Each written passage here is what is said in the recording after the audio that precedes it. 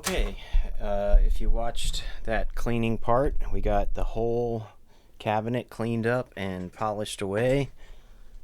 Got the grill cloth cleaned. If you're wondering what I used on that, um, I just used some of this carpet cleaner, just kind of a not like a crazy industrial one or anything like that. Just a household carpet cleaner. Sprayed it on, let it soak for 5 minutes, and then just use like a damp sponge to kind of swirl it in there and get it. It definitely brightens things up a little bit. I dusted it off obviously first, so it wasn't super dirty, but it did. I feel like it did give it a shade, slightly brighter on those silvers and grays that are in this, because there definitely is some black in here. So, but yeah, it just looks a lot cleaner, a little bit nicer, and it was in good shape. So obviously we'll keep that original.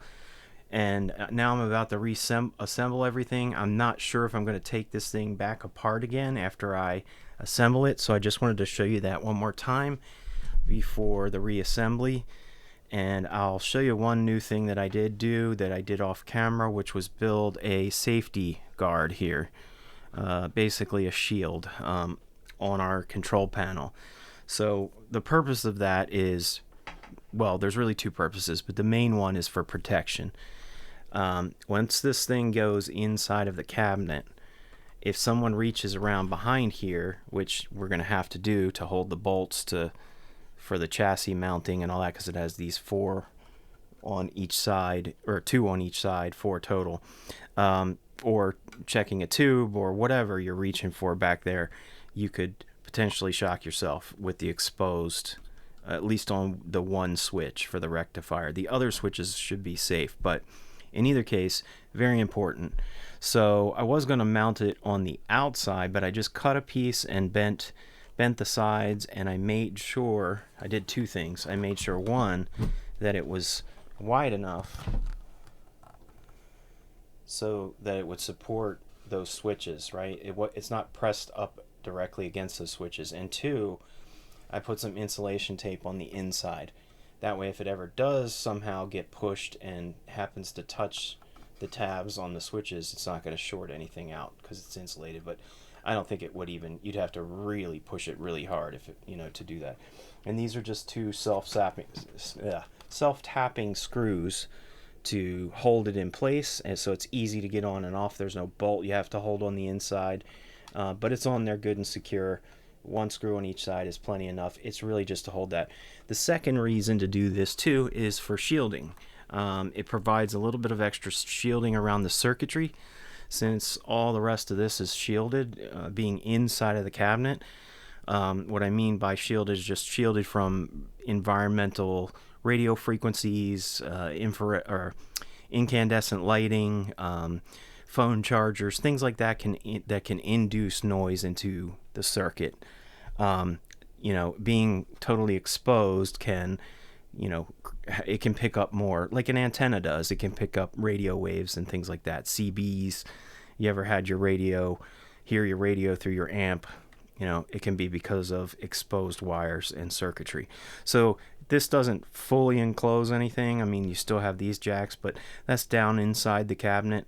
Plus, it was all exposed when it was just soldered directly to the speaker tabs anyway, right? So no big deal there. But this will provide all that protection against shielding radio frequencies from getting into where all those wires make connections on these 4 switches, because it's quite a lot of wires. So it will help a little bit in that respect. Okay, and we cleaned off the faceplate. I just did that with, it really wasn't very dirty at all, but I did that with this amp and case cleaner. Same stuff I used to clean the Tolex. This stuff is great. It's kind of like almost like an Armor All. It doesn't leave a major residue or anything like that. It smells really nice. But yeah, just rubbing that on there and buffing it off almost like a wax made this come really nice and clean. I cleaned the knobs with it. Made sure all these were tightened. Cleaned this part of the chassis. I even cleaned the inside here again. I know I did that initially, but now I really got stuff. I don't know if you saw me on the previous videos where I was using like a pair of pliers and a rag to get down behind everything, just very carefully. You know, I will recheck. I was rechecking all this to make sure I didn't bend anything over or break anything off, but I was very careful and delicate with the cleaning. So yeah, there's a couple things that move slightly, but not enough to weaken them, break them, or anything like that. Everything still looks intact. So yeah, again, I just wanted to show this before I put it back in, because I don't know if during this video I'm going to take this back out again or not. But yeah, here's what the circuit looks like again. I took a couple photographs too, so if anybody is trying to do this to their Kalamazoo 2 and you want some reference, you can always send me a message on YouTube or wherever you find this. I'm also on all the main social media platforms except for Twitter. I'm not on Twitter, at least not right now. But yeah, all the other ones I'm there. And if you're like, hey, that Kalamazoo 2 that you restored and added the hot rod panel, can I see what the circuit looks like? Take a screenshot here now, or well, it's probably a little hard to see because of the glare of the lighting.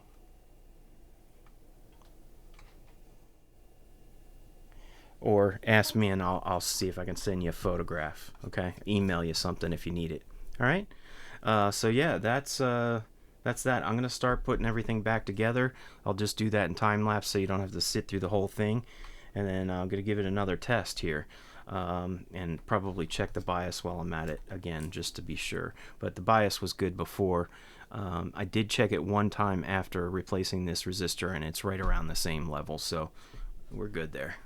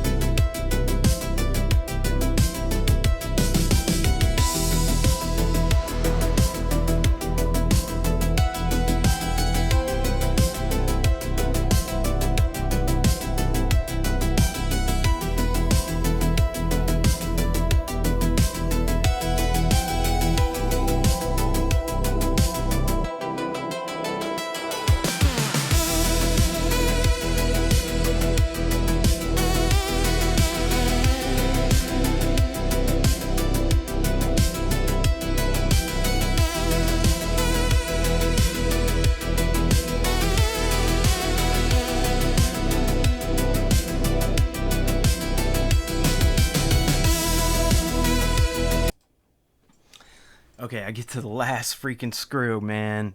It always happens. Something always happens. I get to the last freaking screw, and I realized, duh, I'm so stupid. I didn't account for the space that these self-tapping screws are going to take up.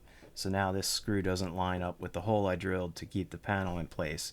Because there's just a gap here now from that stupid screw. Oh, I'm so dumb. Sometimes this stuff happens, though, so... Alright, you know, it's good that I'm recording it. I show all my mistakes. We're all guilty of them, right? We're never perfect. This is a one-time thing, you know, and you're always going to have mistakes when you do a one-time thing and you're just thinking up stuff on the fly. I wasn't thinking about that space would push this over about I don't know, maybe 1/8 of an inch, just enough that there's no way I can get this bolt in here to secure this panel. So how do we fix it? Well, I think we're going to have to take this apart again. Maybe, well, two things. One is I could either sort of gouge out a little little space there in that wood behind the panel, just enough so that the screw will sort of set in there and leave the same screw, or use something flatter, like perhaps, I don't know, something really flat would be like a zip tie just on that side and leave the screw on this side. It'll be fine, it'll still hold it, but a zip tie would be very thin and it'd probably just press against here and you wouldn't even see it or notice it. And then if you had to take that little panel off, you just snip it and put another zip tie on it. I don't think I have a screw without having to put a bolt on the other side, but that'd be really hard to do with a panel that's covering. You can't get in there to hold a bolt on the other side while you screw something in. That's why I use these self-tapping screws to really pull it in tight to itself, so you don't need a bolt on the other side. They did a lot of that kind of stuff with the old antique radio designs, you know, like screws where there's no bolt on the other side, but it's the screw is enough that's holding it in place by the threads, which is what this is doing, but it's creating this gap here. So if you could see, it doesn't look straight. I wasn't even thinking that until I got this on ready to tighten it up, and I saw that the hole didn't line up. I don't know if you can see that here, but this is where I drilled it, and that's over there. And I don't want to drill another hole in this panel and have it be cockeyed anyway. I want it to be straight. So we got to take it out. Let me see if option number 1 is viable.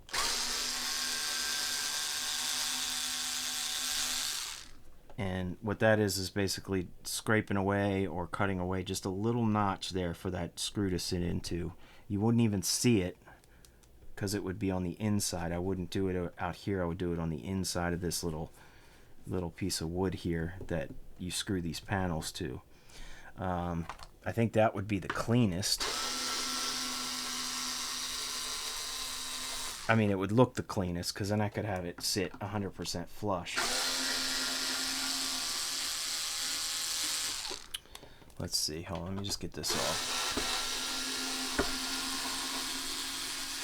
I was hoping I didn't have to take this entire thing back out, but I think I will.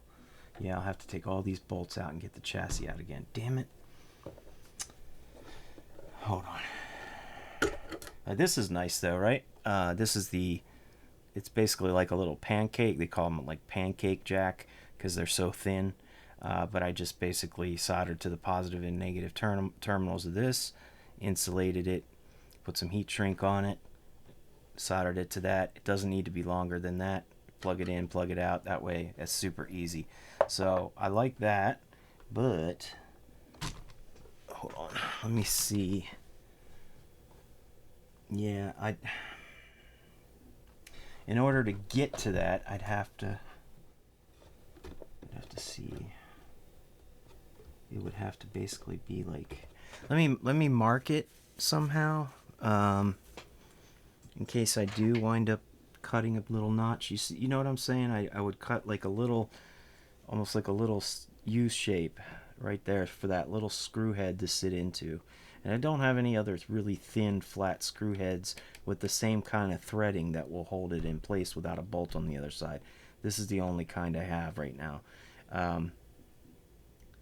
They probably make something that would work, maybe that would be flat enough, but still, even if it's flat, it's going to stick out. Whereas if I can cut or just kind of scrape away, I don't know how, this is probably about 3 or 4 millimeters, this screw head size, and just kind of gouge that out there, file it out or something just on the side, just enough to get this to come in flush.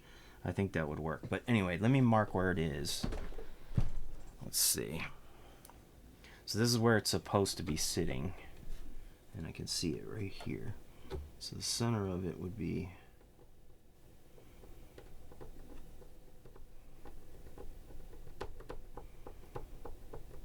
I just want to mark it enough that I can actually tell where it is. No.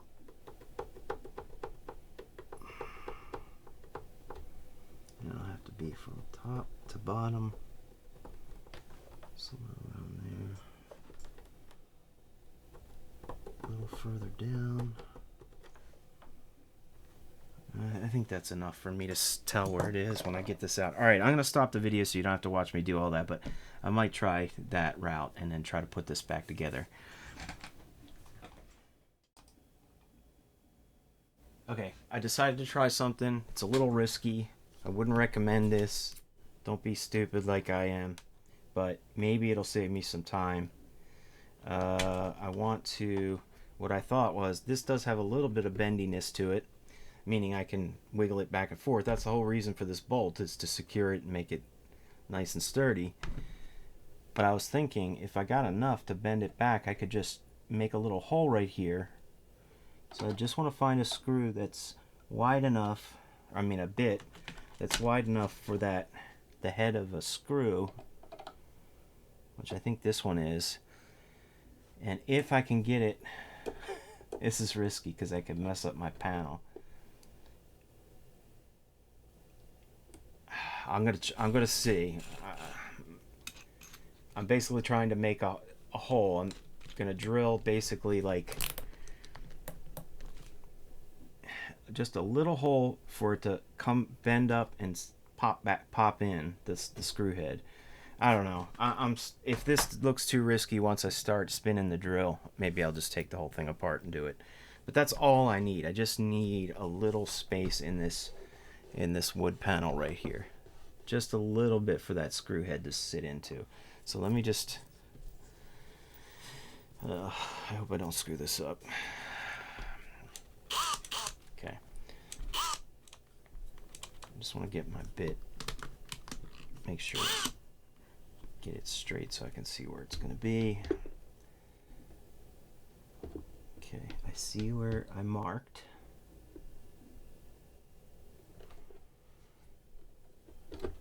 And I don't need to go deep, I just need to cut out just a little tiny bit.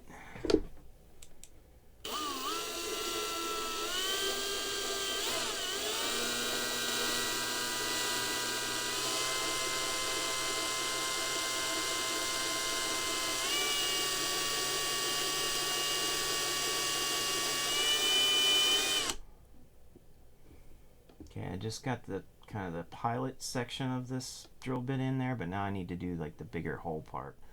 Here we go.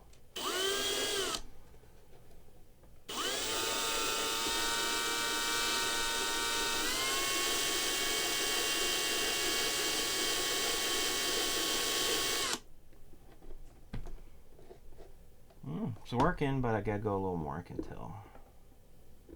I just didn't want to screw up all this lettering.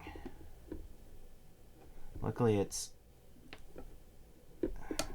letting me bend it a little bit. I'm trying not to go too hard.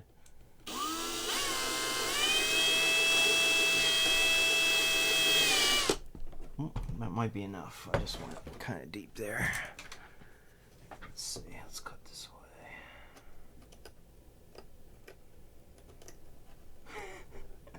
The stuff we rig up to save ourselves time, you know? But hey, it's not anything anybody's gonna see if I do it right.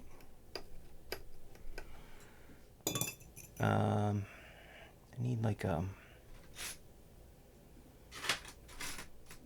is like a little flat file. I'm just trying to remove some of that material, some of that wood. I don't know if that's enough or not.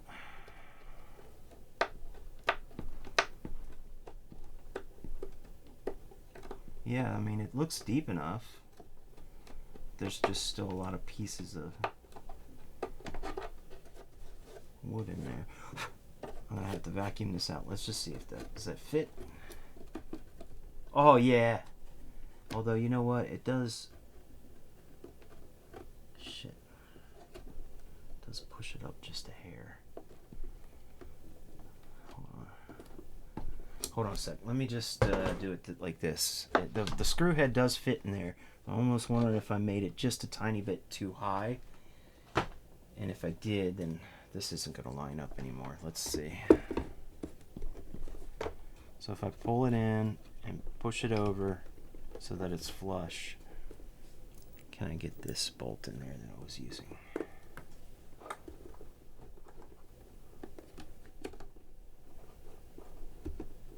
think so. I think so. Yeah.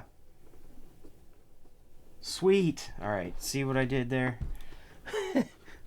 So now this is now flush against here. It was pushing it outward. This is my sort of little mounting screw to hold the panel in place. I was looking for a black one like this, but I needed something a little bit thicker. Let me just see. So this is going to pull it in tight to the panel.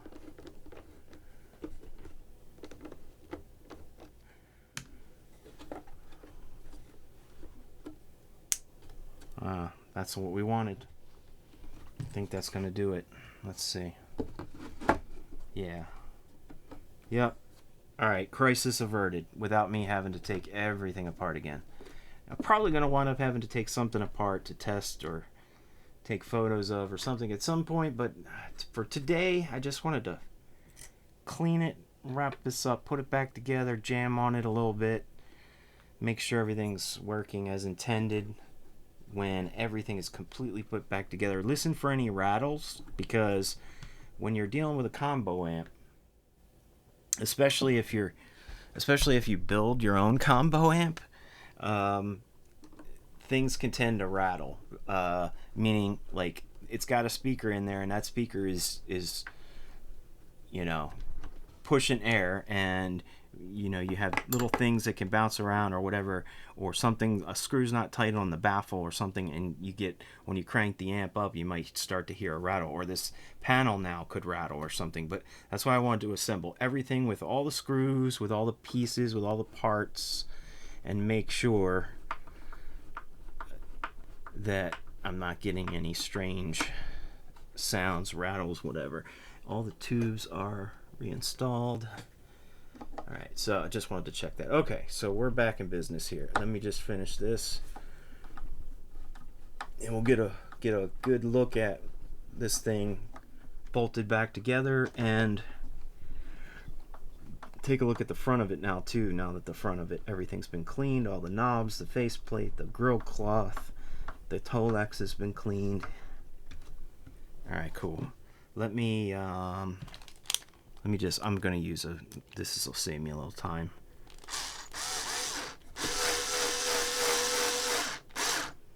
Just wanted to be careful not to over screw those in, because I don't have any washers on them. But none of these screws had washers, so I'm just kind of following the same guidelines. I could put some little dress nuts on there, but then it won't look original. Remember, this was the budget amp of Gibson's, right? The Kalamazoos were supposed to be the budget line, so they probably cut corners on little things like that to save money. And, I'll have to take this off to vacuum that out, because I think there's a little sawdust in there. But that's fine. I know I'm not 1,000% done with this amp yet, but almost. Right now, it's going to be final testing stages. Whoops. Make sure every screw is in. Make sure every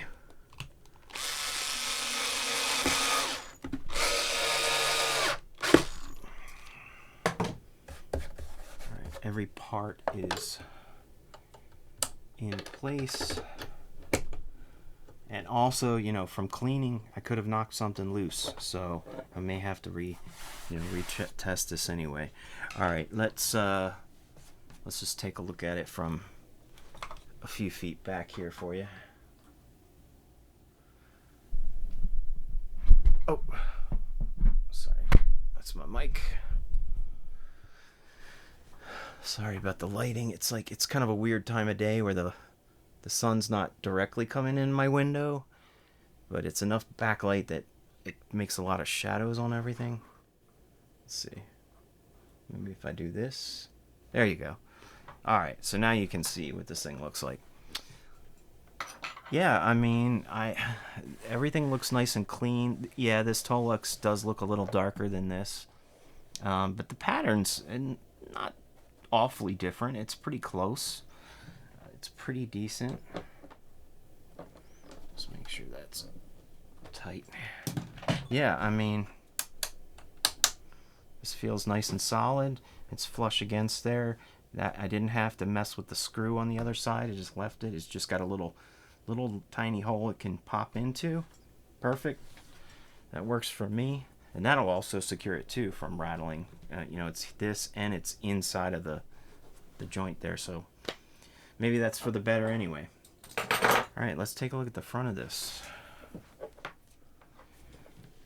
Yeah, the cord has one of those little screws with one of these guys to hold the cord like this.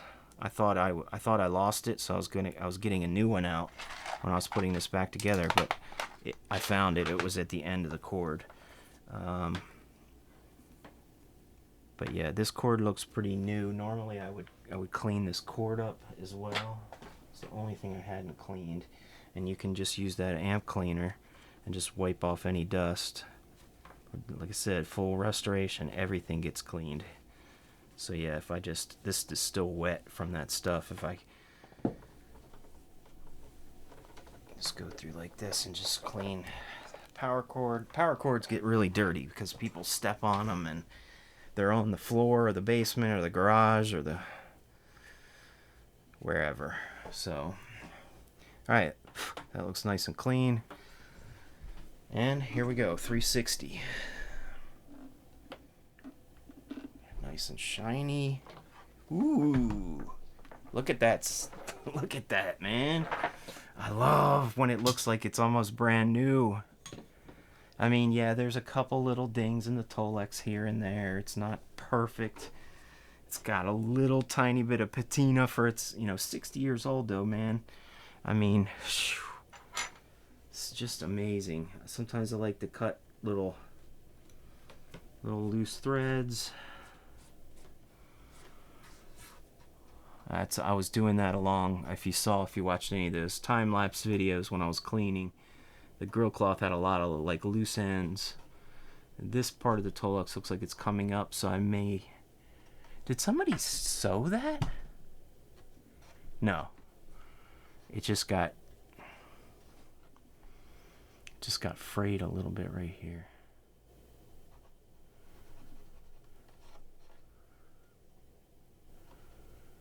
I might be able to... It just looks like little hairs. I might be able to fix that up a little bit.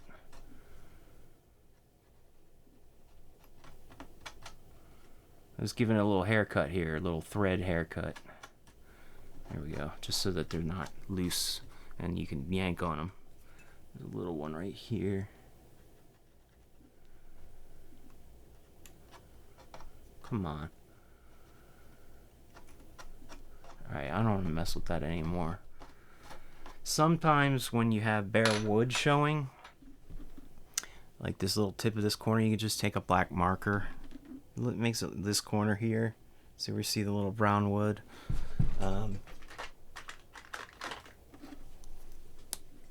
Let's see. Just a little bit of black marker, and you may have to do this twice because this ink will soak in, and it'll get a lighter color in a few minutes once it's drying. But you see, little stuff like this, it's like when you see an imperfection that's a different color, it really stands out. But when you see an imperfection that's the same color or close to the same color, it doesn't stand out as much. So just a little black ink on the corner from a distance, you would never even see that probably. A little spot right here. It's very common because you ding it into walls and things like that. But overall, this is just an immaculate shape for its age. I'm just thrilled with this one, with how well this was kept. See, there's a little bit right here. It's just exposed wood,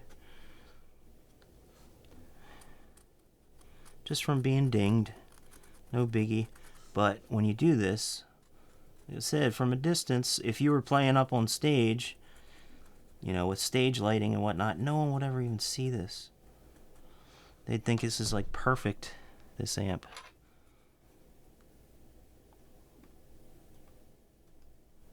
Just trying to, there's a couple little threads here I wanted to get rid of.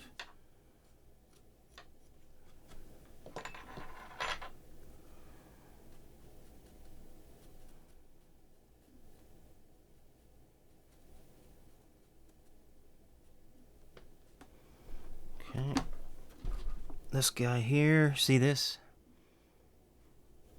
This little stuff like that, you can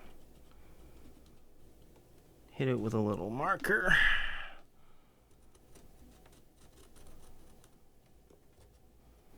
Whoa, okay. Looks like the Tolex is coming up on that one. I'm not trying to like really cut pieces of Tolex off. I'm just trying to shave these little tiny threads.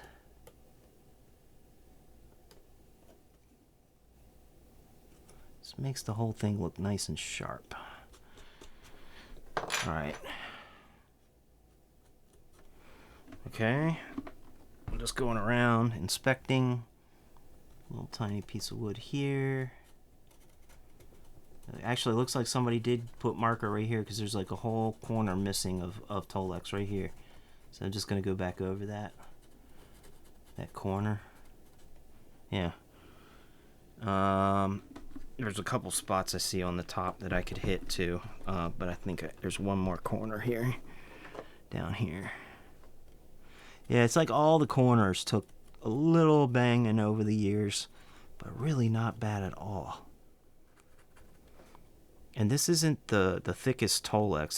This stuff's really thin.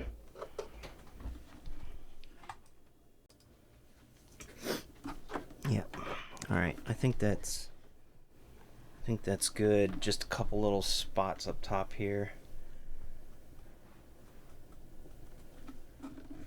And these are just really little.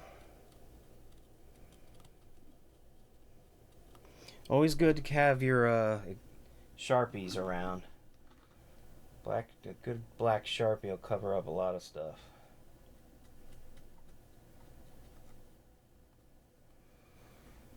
Yeah, and I can see a couple little spots where somebody already did this.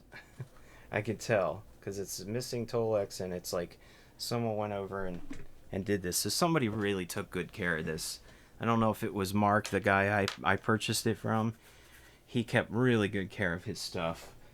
I was super happy when I saw these and I was like, wow, these look like they're in such good shape. I've seen so many that are just banged up and not well kept. But now we can see it here in the light.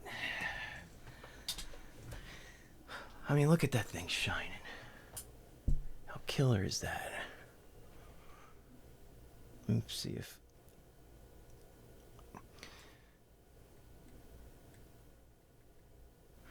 Hold on, I've got this light here. I'm trying to make it as neutral as possible.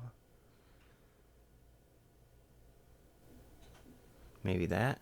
It's kind of a white light, not so much yellow, incandescent looking, but more of a white fluorescent light, just so we can see the natural color of this. It's very, very silvery. This definitely brightened up really nice, I think.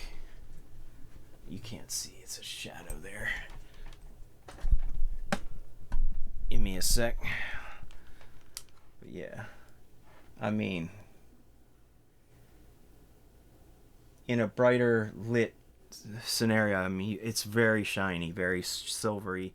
It matches the button, the knobs here with the silver and the hardware. So yeah, that's very cool. Oh, this lamp, I might polish that a little bit because, although, hold on a second, that might just need wiping off. But yeah, these are really cool lamps. I love these little flat lamps, and they run off of 120 volts. A lot of the little lamps that are in most guitar amps are the 6.3 volt lamps. You know, where you would have a lamp assembly that looks like this. Where's my lamp assemblies? Oh, there it is. You know, like in a Fender, like in an old Fender amp, you get a little assembly like this, and it has the bulb with the jewel lamp that you screw on. These usually run on the 6.3 volt filament winding, the same winding of the transformer that the heaters, the tubes, run on. But this is wired directly to the AC line. right? So it's pretty cool that it's, and I'm not sure if it's a neon bulb in there or not. There's different kind of bulbs that, but I mean, it's still working, so no need to change it right now. But yeah, I think it just needed a little bit of, little shining up. Now it looks good.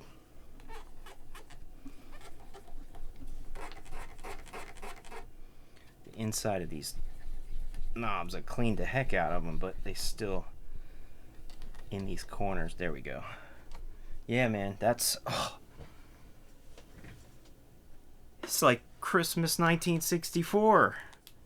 Ma and Pa got me a Kalamazoo amplifier for with my Gibson guitar, if I was lucky enough.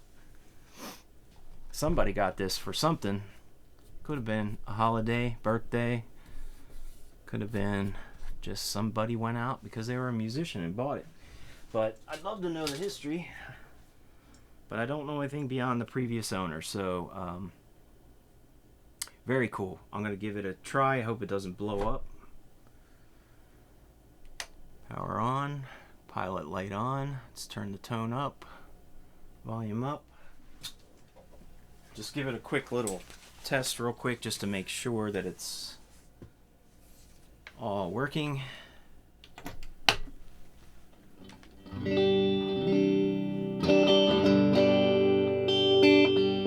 I don't know how the audio is going to sound right now because I've got this microphone tuned for my voice. It might be too much audio for that, so I'll get a better recording here at the end.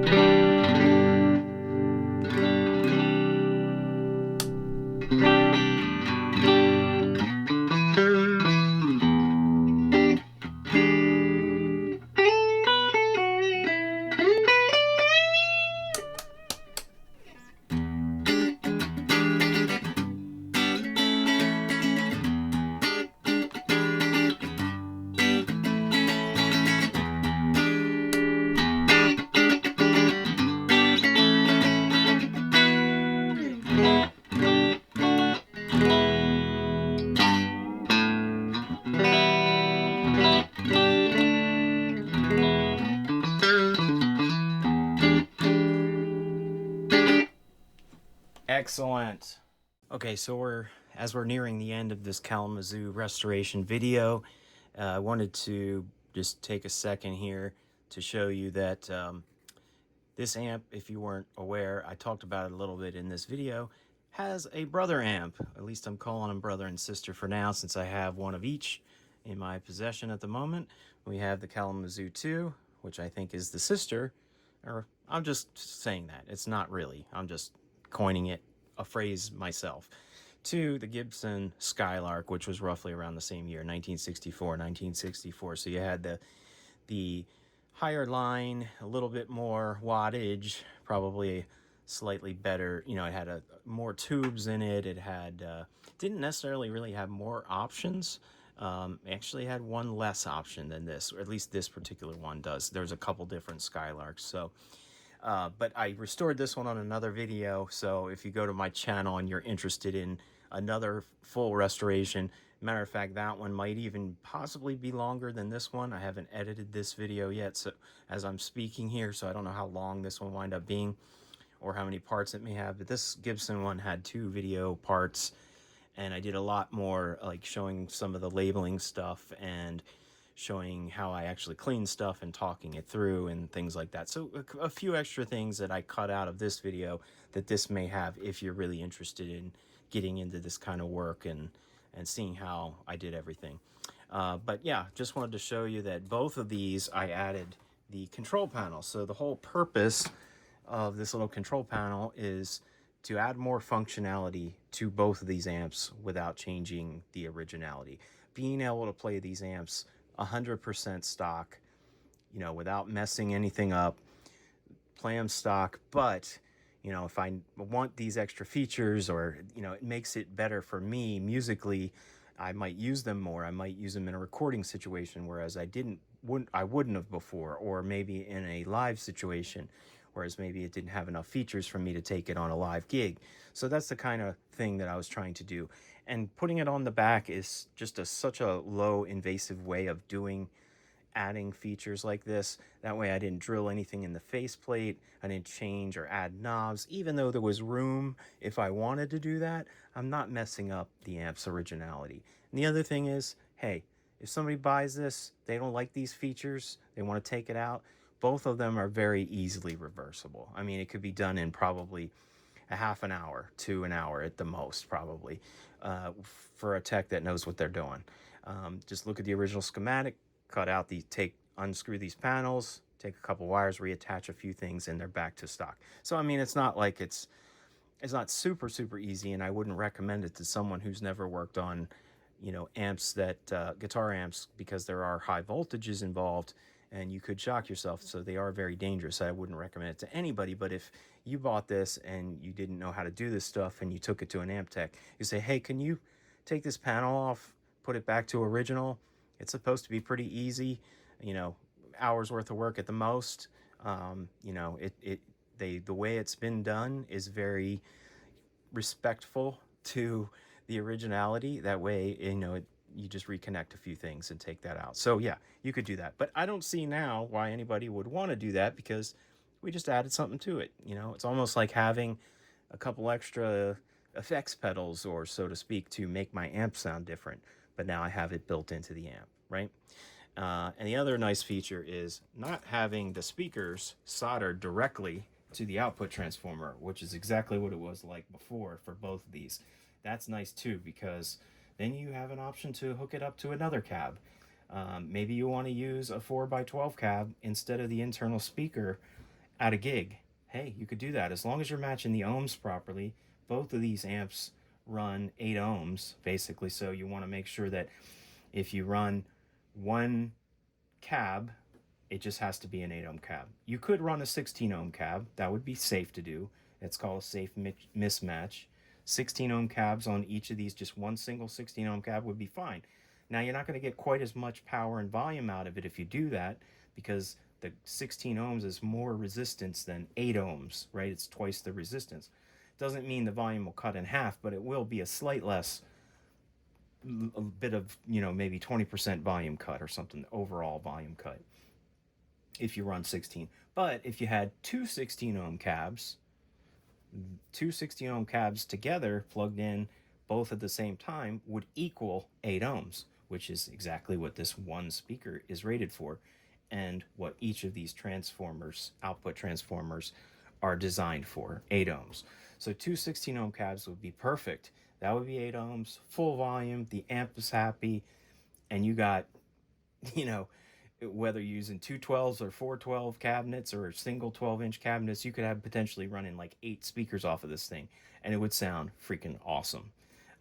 Both of these amps. I mean, this one's probably going to be more in the 10 to 12 watt range. This is going to be more in the 5 watt range, right? Because of how they're designed and what their circuits are, right? So this is a push-pull amp with 2 power tubes, 2 6AQ5s.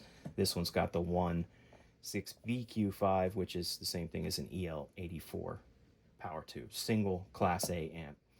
But what's really great about these is they sound amazing together if you can play them in stereo. I have this Ventris dual reverb pedal, which is a stereo pedal. It has 2 outputs, output 1, output 2, so I can run my guitar to here, or I could run it to a bunch of other pedals if I wanted, and then split the signals out here using instrument cables to input 1 over here and input 1 over there, and now I've got a stereo system. And man, when you're playing anything with reverb in stereo, it sounds killer. Really, really killer. So I'll do that now real quick while we're breaking off here. So the features for this one that I added are basically, this amp does not have a tone knob. It has tremolo tremolo speed, and volume. That's it. So you can adjust you can turn the tremolo on, adjust the speed and a master volume, and that's all this amp had. So this amp actually does have a tone knob. So I basically built a tone knob very similar to what this thing has, right? Just a single, go from darker to brighter, right? Single tone, that was easy to wire in. I also put an on-off switch for the tone. That way you can completely cut it out of the circuit and play at 100% stock. Whereas if you want to engage the tone to be able to use this, then you can turn this on, and now this knob becomes active to get your wider range of tones. I have a mid boost here because it does, when you're filtering these things out, it's a passive tone stack, which means it's filtering out frequencies to get the brighter or darker effect of the tone. So it does cut out some frequencies, which you lose a little bit of oomph when you do that, when you add a tone control to an amp that doesn't have one, where it's just full signal 100%. So the mid boost will help to give you a little more volume and bring some of those mid frequencies back into the mix if you want to do that and make your guitar sound louder, right? And then the other thing was, this did not have a tremolo intensity, and with the resistor values and capacitor values that they used on this for its tremolo circuitry, it feels like it's at 100% all the time, like the effect. So if I turn the tremolo on and I play a chord, my volume of my guitar goes all the way to 10, and then it drops to 0, completely cutting it out. So as it goes wow, wow, wow, you don't hear anything in between those waves because it's dead, right? It just kills the volume essentially, because the effect is like set at 100%. So that's why I added tremolo intensity, which puts another resistor in the circuit and allow you to not make it quite as intense. So that way the volume is going from 10 to like 2. You can still hear your chord playing out, or 10 to 4, or 10 to 5. I'm using volume as an example because that way you can, when you play a chord, you still hear your chord ringing out, not dropping out completely. Whereas if you put the knob all the way up at 100% intensity, that's stock. So if you turn this off, this mid boost off, and this all the way up, you play the Gibson Skylark stock. That's it, right? But these give you a little more functionality. Hey, I have this other guitar and it doesn't sound great with this amp because I wish I could, brighten the sound a little bit or darken the sound a little bit. It's too much. And you don't have that option. Well, now you do, right? So it makes things more flexible. These are simple little enhancements that I've made that I think really give a lot to these little amps. Anyway, long story. I'm going to play something. Here we go. Check this out. Both amps are on.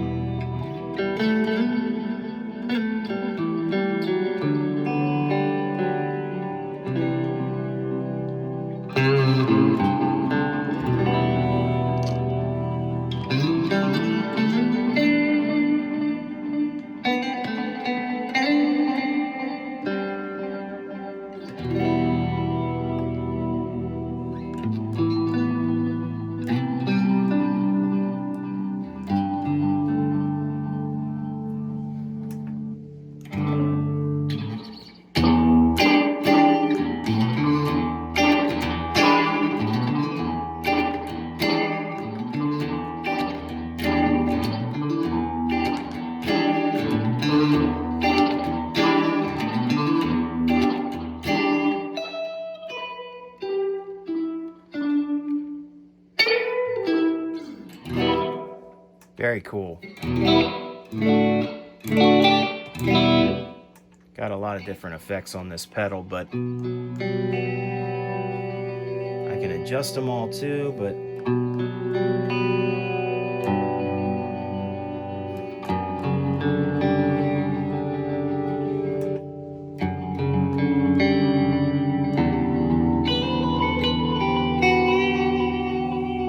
it's Kalamazoo off. If you have headphones on, this might sound really good. At least I'm hoping. Bring that it back in.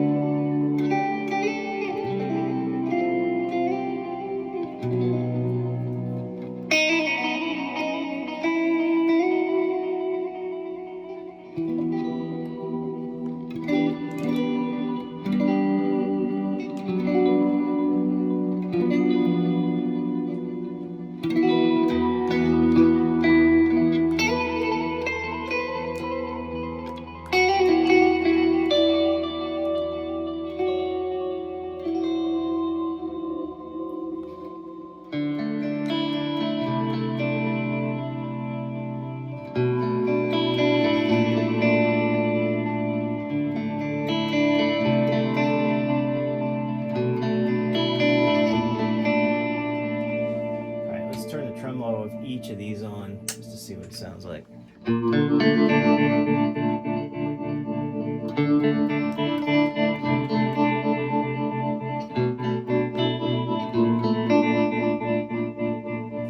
See, notice how the Skylark,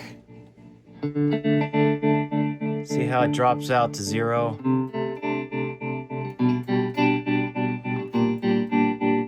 It's like wah, wah, wah, wah, wah, wah, wah. It's not very smooth. I mean, it's a cool effect, but I wouldn't use it like that for a long time. But if I go on the back here and change that tremolo intensity and cut it back a little, so that I can still hear my notes. It's not dropping out all the way.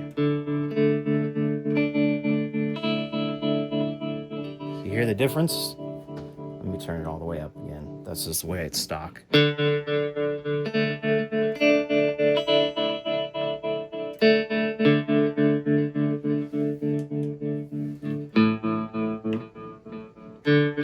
You might hear a little bit because the reverb pedal's on.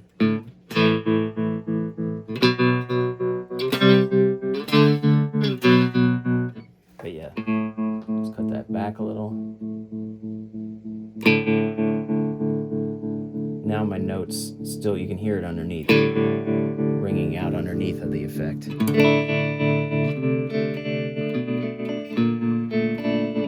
So yeah, let's turn this back up. Pretty interesting.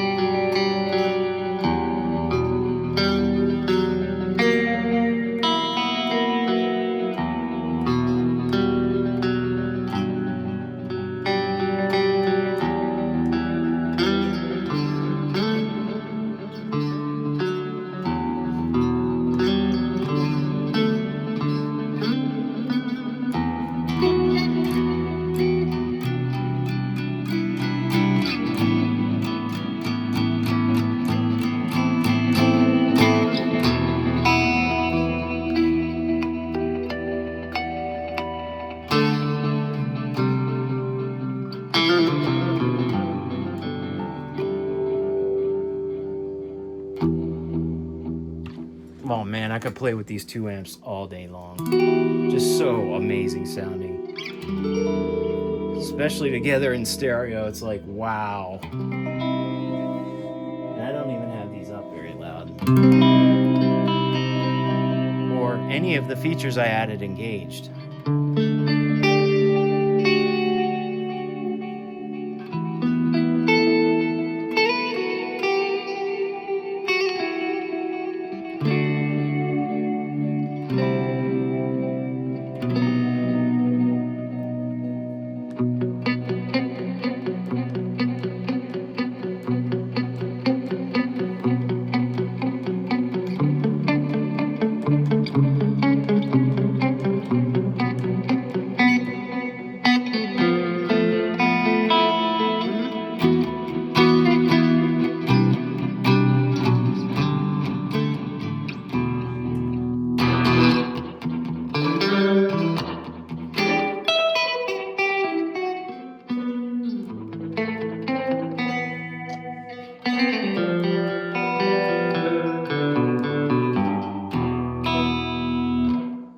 And listen how quiet these amps are. I mean, I'm sitting a little close to it, but so my pickups were picking up a little bit, but you can hardly even tell they're on. I mean, a little bit, if I crank the volume, you hear a little bit of, on this one. This one's cranking out a lot more watts, but this one, it's 5 watts, so it's about half the power, but it's still really quiet for these amps. Okay, so I just took it apart because I had 2 things. One thing I forgot to put the schematic back in. So yeah, I had to do that. Second thing was, I noticed that when I was kind of demoing this last, that one of the pots was scratchy. It was either the volume or the tone. I can't remember which, but I just cleaned all the pots again. I don't remember I'm pretty sure I did that a long time ago. I don't know. If you're watching this video, you'd be like, you don't remember? But that might have been weeks ago, because this video that I'm making has spanned over several weeks. So I can't remember which amp I cleaned the pots and which I didn't. So anyway, they're re-cleaned. I hope that does it. I guess I should probably test it before I put it all back together again, in case there's something physically wrong with this pot that can't be cleaned with deoxit. And I might need to replace it. But yeah, I mean, it was just a little scratchy. It's still functioning okay, but I noticed a little bit of I should be able to test it real quick. Let's see. Tone control, and that's the on off. Here's the volume. Let's see if I can get, oops. Let's see if I have to get this close enough to the speaker. Okay, to plug it in. Sorry, I'm just a little unorganized here because I had to do that, and I'll show you where I put the schematic in a second.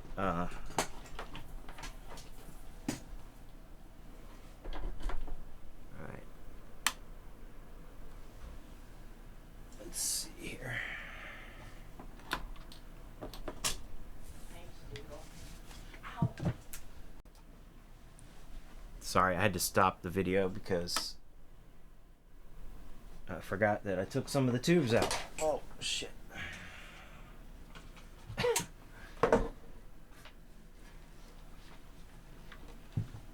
Alright. I'm just so unorganized right now. Okay, here we go. Let's see. I'm trying to be really careful.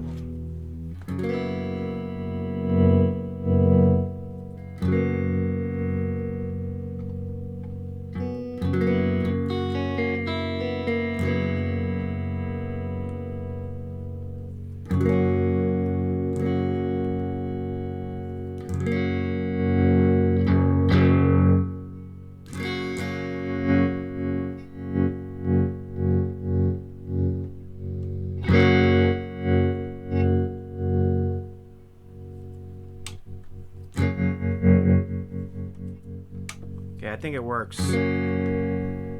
It's not scratchy anymore.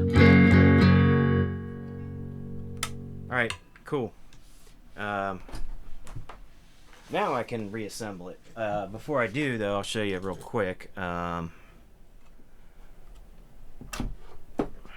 Show you what I did with this little schematic diagram that they put in here. So I decided to move it to the other side because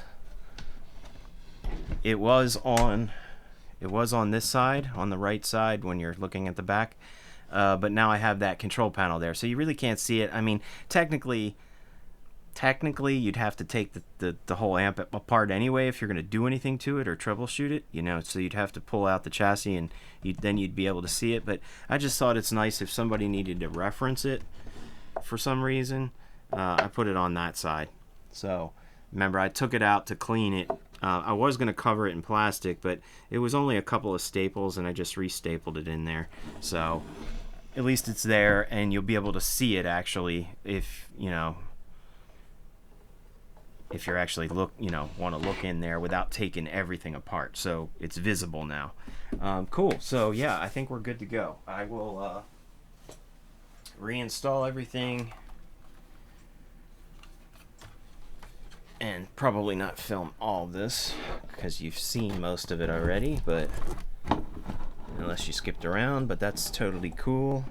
And yeah, that little hole that I drilled for that little screw head, that's perfect. It works perfect. It just fits right in there. I mean, it's just, and I didn't even have to drill that much. I just had to gouge out just a little tiny button size hole for that screw head to fit into on the side here. So yeah, that seems to be working perfectly. All right. Yeah, so I know you can't see what I'm doing here because it's the down angle here, but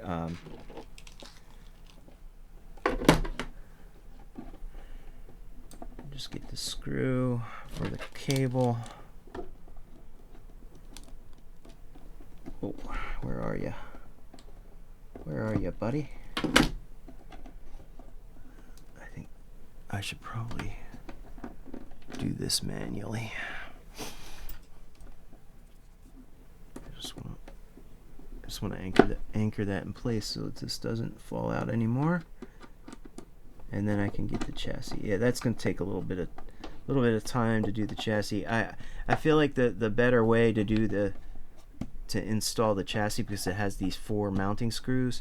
There's not a lot of room now with this panel on this side, but it's still not that bad. If you take the tubes out, you don't even have to take all of them. Just take the 3 on this side out, which is the 6X4, the 6BQ5, and the 12X7 for the preamp stage. Now you can reach back there very easily and get to where these mounting screws need to go. So basically what they have is these little, there's a washer,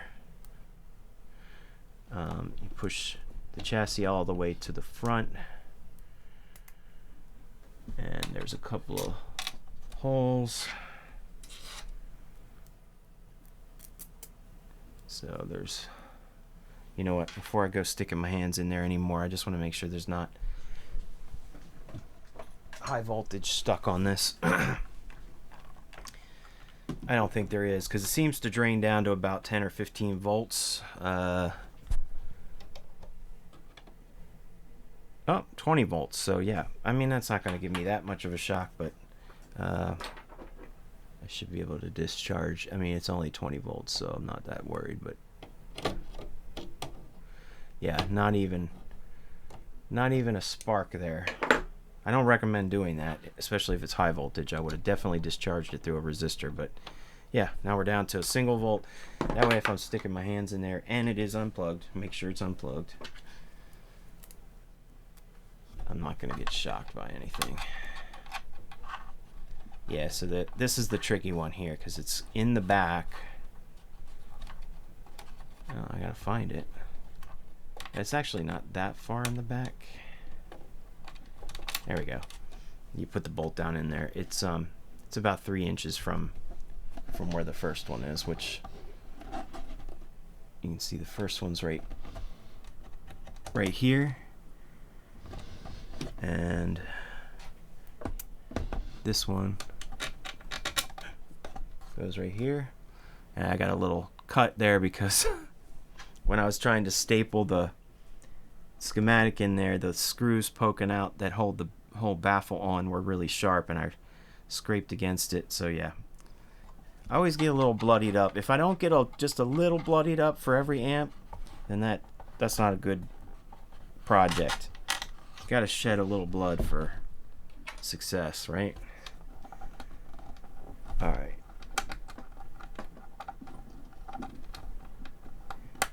And what's cool about these is they have these little locking washers attached permanently to these little nuts which hold the chassis on, which is actually pretty cool. Why'd that freeze? Sorry, it looked like my video was freezing. I hope it's not for you. But hang on. Okay, sorry, it looked like my thing was freezing. Anyway, for these mounting screws, yeah, these little locking nut here, locking washers are attached to the nut, which is cool. So I can pretty much hand tighten these, and they're totally fine. What I wound up doing was hand tighten them as far as I can get them, and then at least for these kind of front two, just grab a pair of pliers and just give it a turn or two, and then that really solidifies it.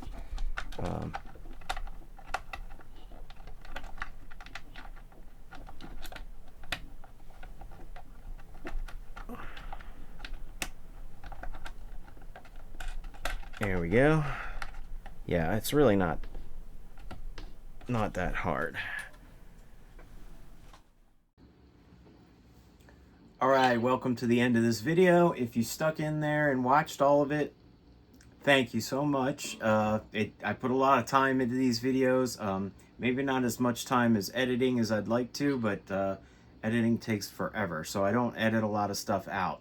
That way, one, saves me time, and two, you get to see pretty much the entire process. I mean, yeah, there were a few little things I cut out just because it would have been repetitive and boring for you, but for the most part, hopefully you learned something from this. The reason why I put these out there is because I have a passion for restoring amps, building amps, all that stuff, and you know, I just really love to do this, and I love to share the knowledge that I've acquired over the years and the experience, and share those tips and tricks and things like that, so that if you're interested in the same stuff, you know, maybe you'll get something out of this. So I'm really glad if you stuck in there. If you skipped around, hey, thanks for doing that too, because that's why I put these things in chapters, because they can get really long.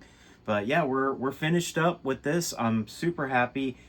Since the last time I hit record, I did do a couple of things, little things. Oh, I think I did include that clip, but the pots were a little dirty. Well, one of them was, and so I re-cleaned the pots. I fixed everything up. There's like, every time I think I'm totally done, there's always something else. So I did find out that or I didn't think of this before, but somebody put like a little screw, and it's kind of botched, and it's on an angle to hold this handle in place.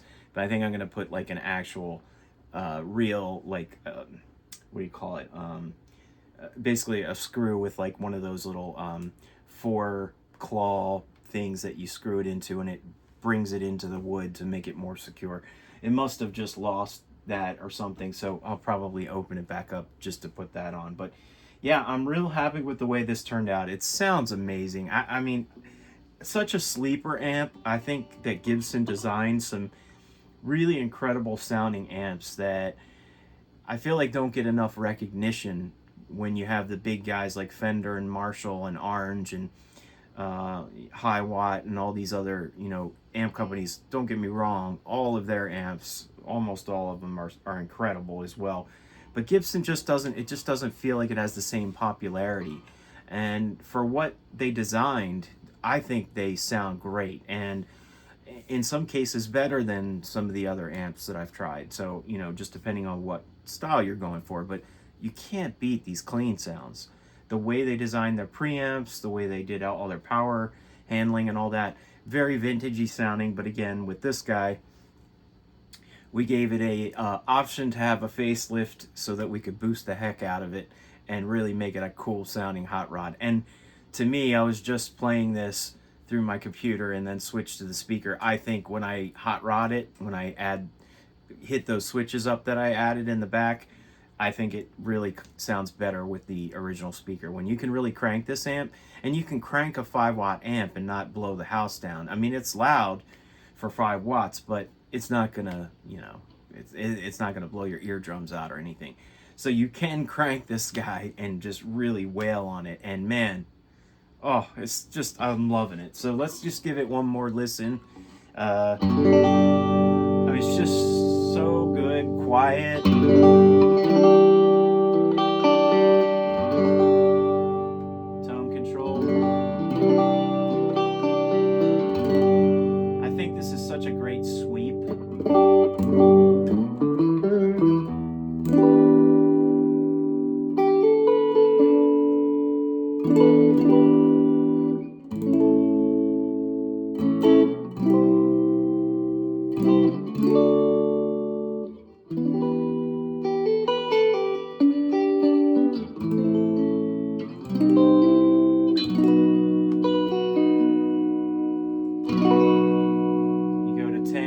That nice chimey, almost sounds like a Fender Champ kind of a chime.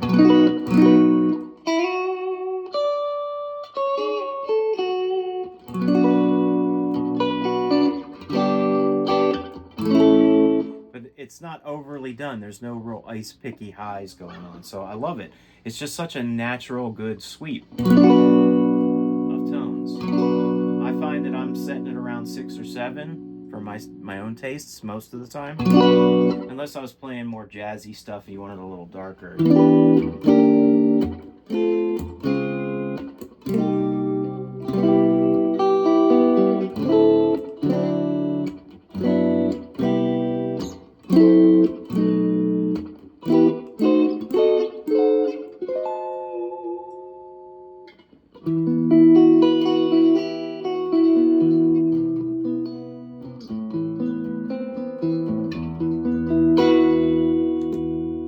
Pedals great. Oh, I had a pedal on, sorry.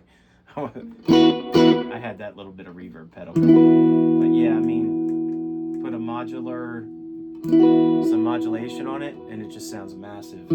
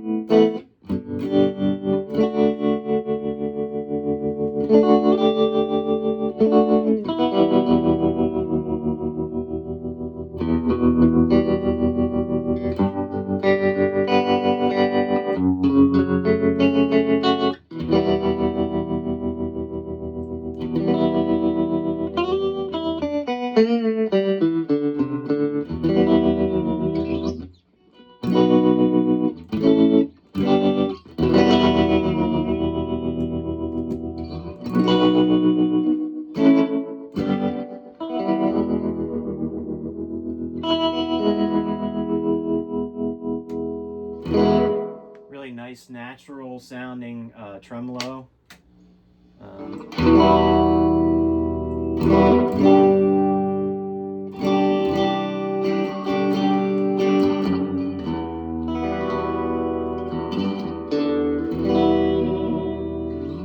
Now this is playing the amp just stock, so I feel like it definitely sounds better than it did stock, because remember, if you saw what I was doing, when I first opened it up, I noticed that somebody had changed a lot of the values, especially values of the filter caps and things like that, and it just, to me, didn't sound right, because I cloned a bunch of these, and I've worked on a bunch and restored a bunch of these, and I was just like, it's just not sounding like I remembered it to sound.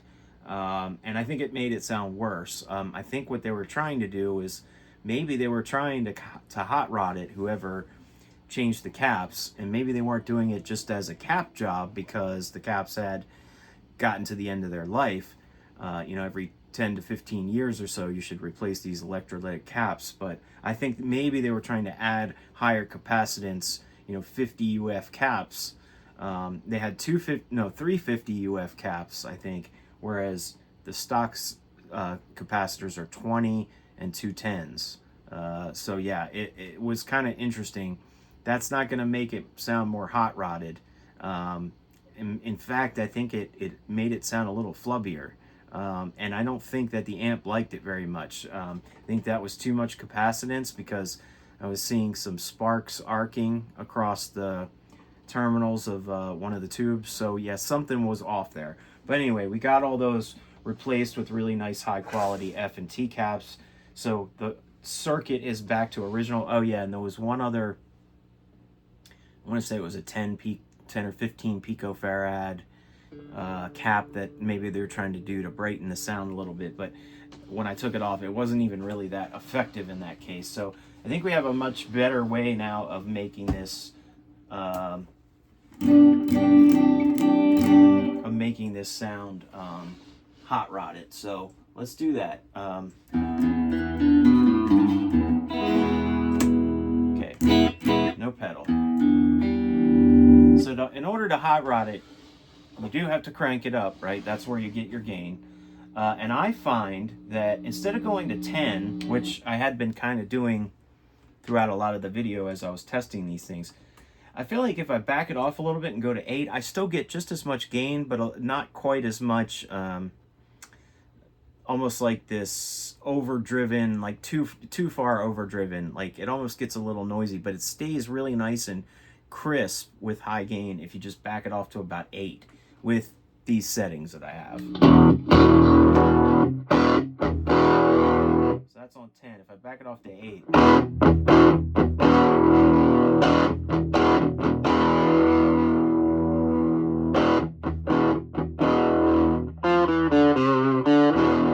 so that would be, you know, if nobody had added the enhancements like I added, it would sound a bit flubby, right?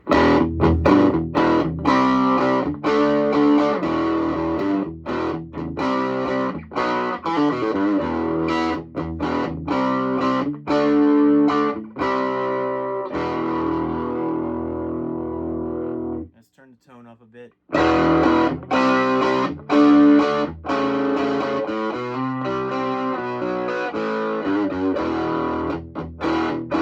So yeah, a little better with the tone up.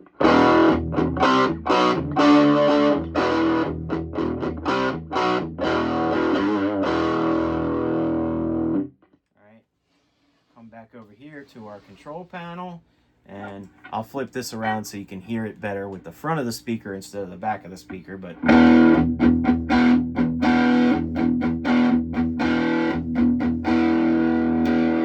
have a pretty good gain boost by adding that cap.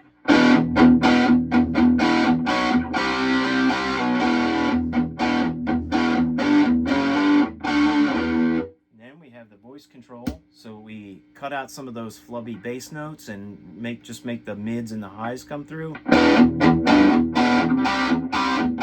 It's a lot sharper sounding and not on the bottom end, right?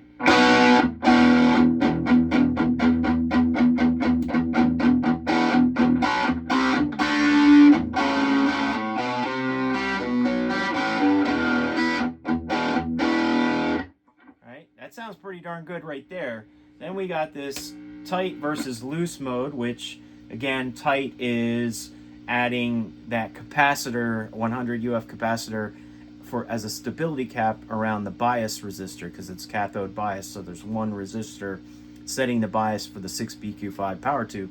By adding that one cap around it that Kalamazoo didn't add, and a lot of amp companies did add caps around their cathode biased amps, this makes the volume stay more steady. It doesn't drop out as the voltage drops through those caps and keeps it up high. So it does that and really just gives it more oomph, more power. Let's do it from off to on again. And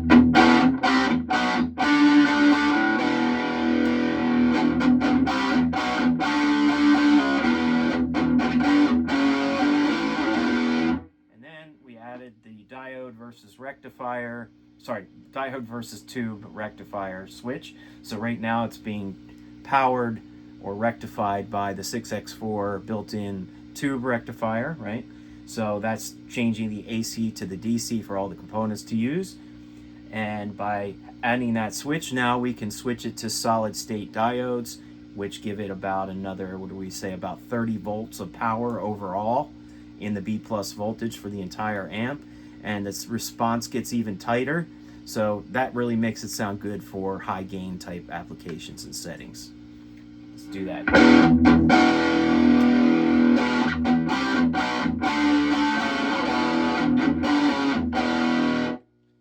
hear a little bit of rattle, and I'm hearing some noise now, and I think, hold on, I think that might be related to this pedal power supply. Let me, hang on a second, and I also have these fluorescent lights nearby too, so it's a little noisier than I remember it being, but let's do this again. Alright, everything's up. Yeah, I think it's also because I'm plugged into this power strip with all the lighting and stuff, but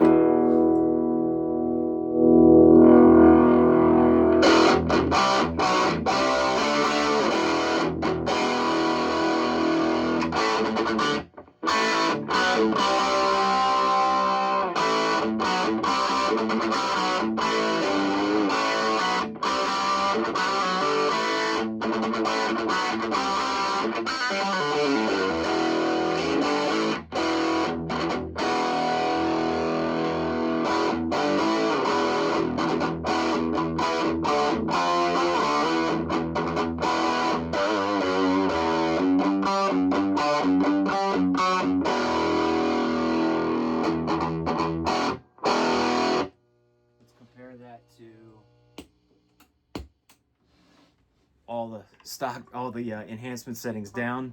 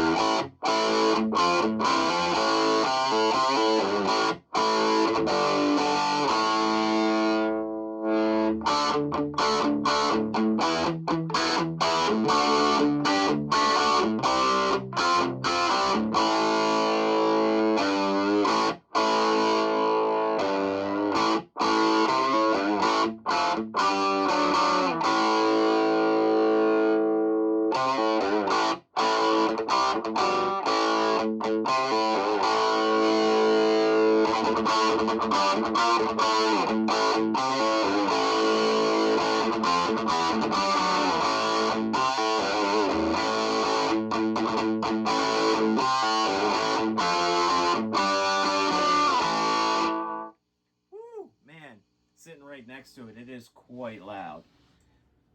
But yeah, let me. So if I switch the voicing back to the original voicing, it has that 0.01 cap instead of the 0.0022 cap, and it adds a lot of bass back into it. But it does sound a little blocky, a little too overdriven. I don't know, it could be a kind of a cool effect, almost like a fuzzy sort of effect. Maybe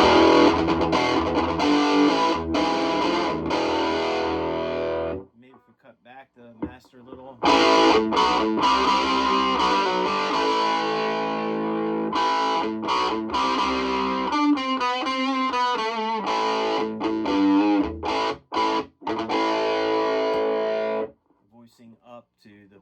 go too. Definitely feels more, less blocky, more tight. Turn that gain boost off.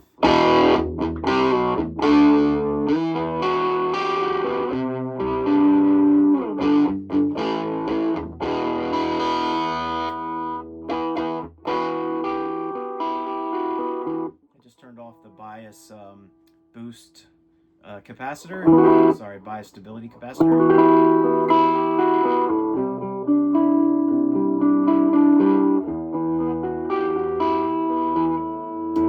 Turn it back on.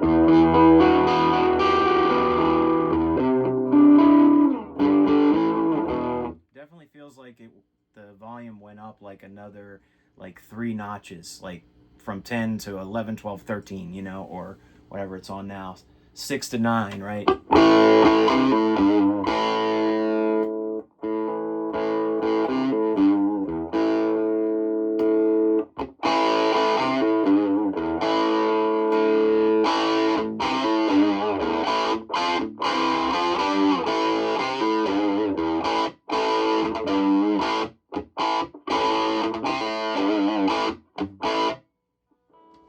I am super happy with this. Yeah, this is great. I've never done this combination of enhancements before on this particular amp, but I think if I built another clone of one, I would definitely add these in as either features or even you know, you could have put 2 of them on a single switch, and it doesn't have to be 4 individual switches, but you know, it's definitely a cool combination. It definitely makes this sound a lot better overdriven. That way, when the amp is cranked, if you have those settings on, it sounds good all the way up to 10. I mean, there's no flubbing out or anything. Otherwise, you put all these suckers down and you crank it to 10. It's just a little too much for this amp.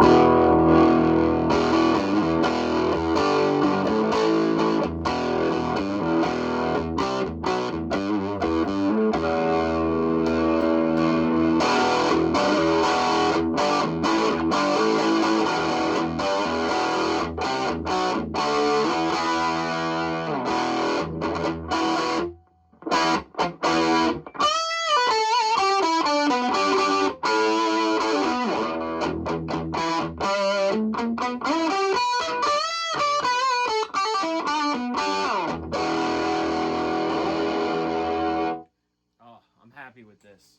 All right, well, that's enough for this video. I hope you enjoyed it. Be bringing you some other stuff. I've got one really awesome Holy Grail amp coming up next to video for a friend of mine who just got one, so I can't wait to do this amp. I'm not gonna do a spoiler on this one because it's gonna be really awesome.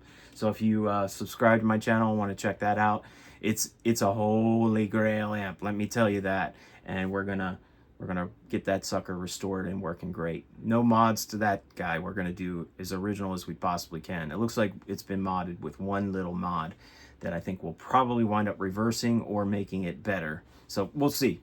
But anyway, thanks again for sticking around. Mike from DeathCap Amps out.